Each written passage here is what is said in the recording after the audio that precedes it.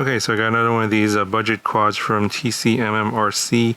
It's a 3-inch called the Gold Martian. This is one that was requested by quite a few of you. So I went and ordered one of these and got this in. I briefly showed this in my preset video where basically I said that I should use those instead of CLA dumps.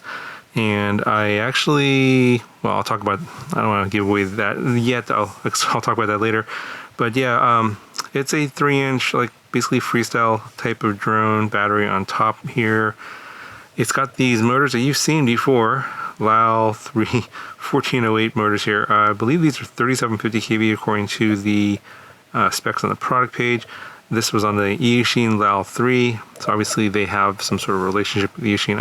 I'm thinking that TCMMRC is the parts supplier and Eachine is a marketing front end for the parts supplier, is my guess, because a lot of these Eachine parts, they're being used by this company, and of course they're budget parts, of course.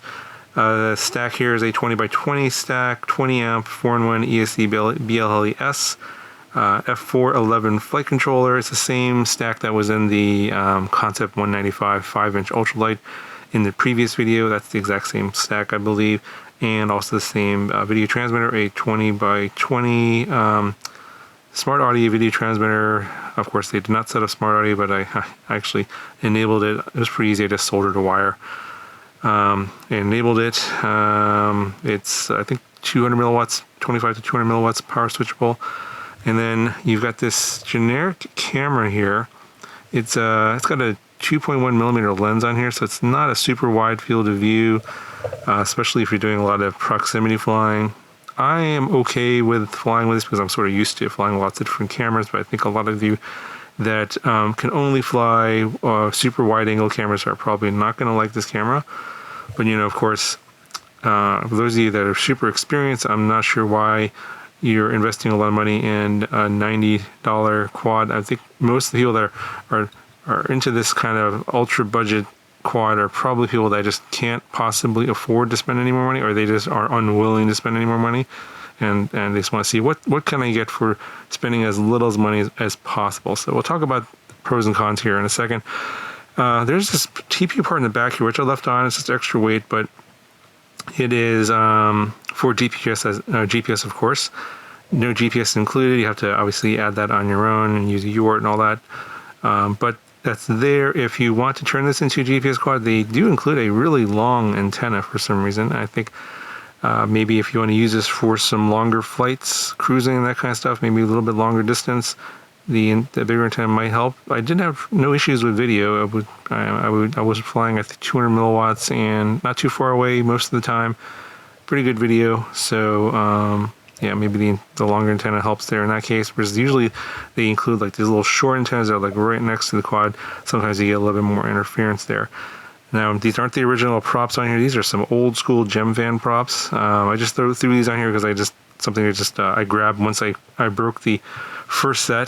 This was they only include one set of these clear race. I think these are Racer Star props. 3-inch, not very good. I ran into a tree and broke a couple of props, so nothing happened to the quad, and it's totally fine. I mean, it is a single plate, what do you call it, or unibody bottom plate. So if the arms break, you have to replace the whole bottom plate, but it is, I think it's 2.5 millimeters thick. Top plate's kind of on the thin side. It's about 2 millimeters thick.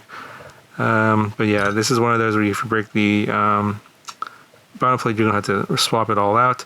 But I consider this company, basically they just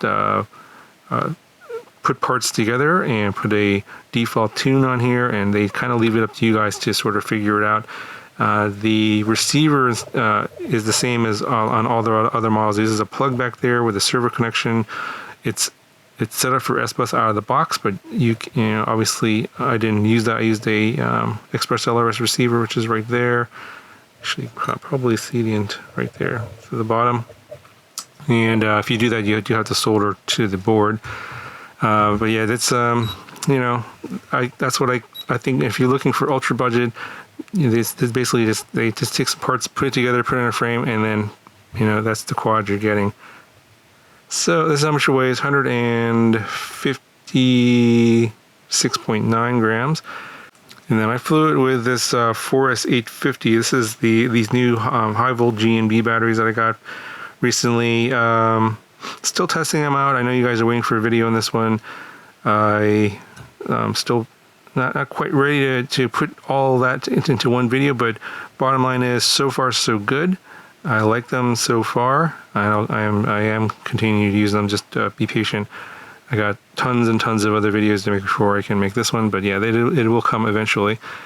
But this is the battery I mainly flew with, and now we're coming in at 243.6 grams. So obviously no GoPro on here.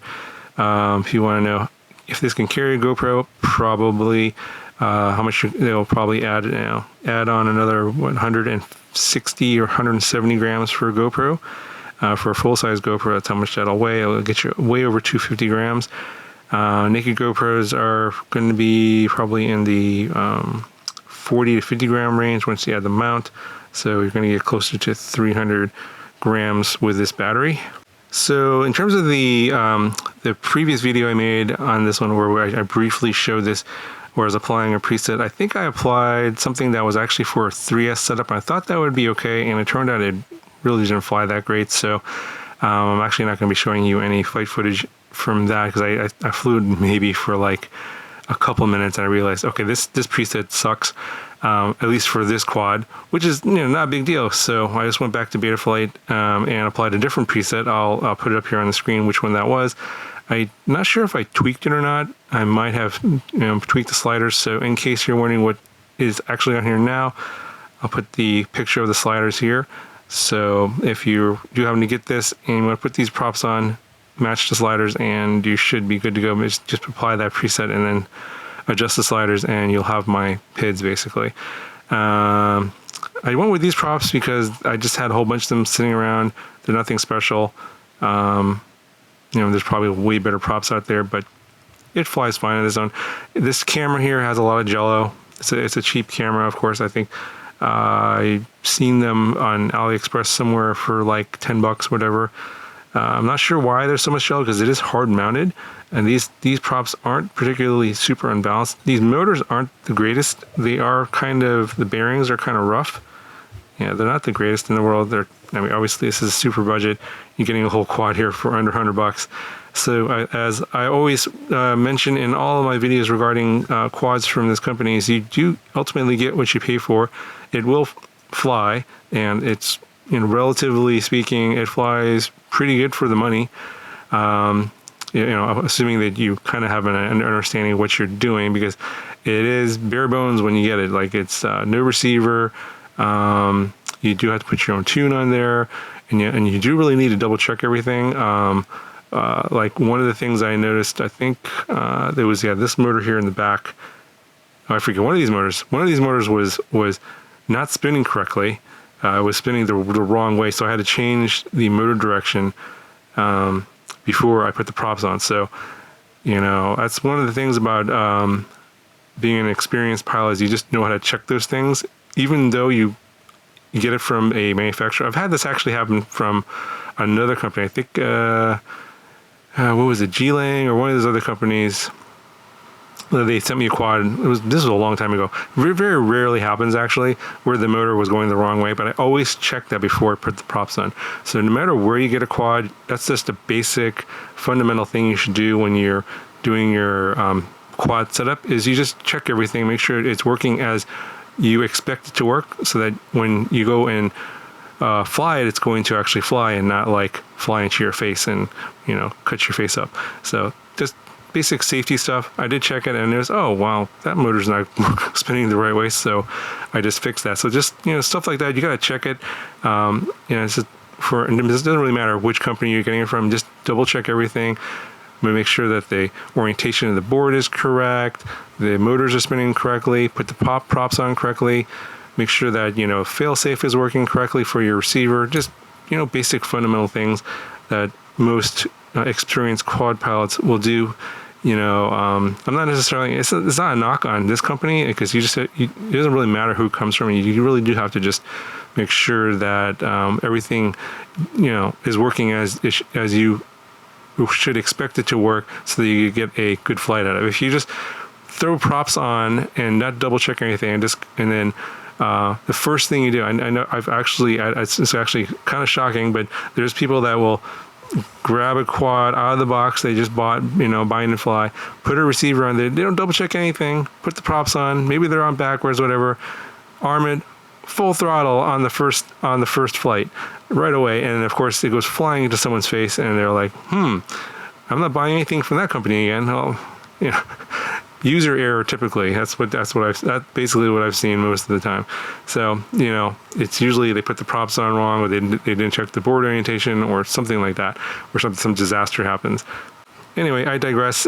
Ultimately, once I put that preset on there, it flew fine. A little bit of jello in the camera. Not much you can do about that. You probably want to swap the camera out eventually at some point. But it does all your basic tricks and flips and that kind of stuff. Pretty good flight times on these 850. You can expect 5 to 6 minutes, and maybe even a lot longer if you're just cruising around on this setup here. Just not a whole lot more to say about this one.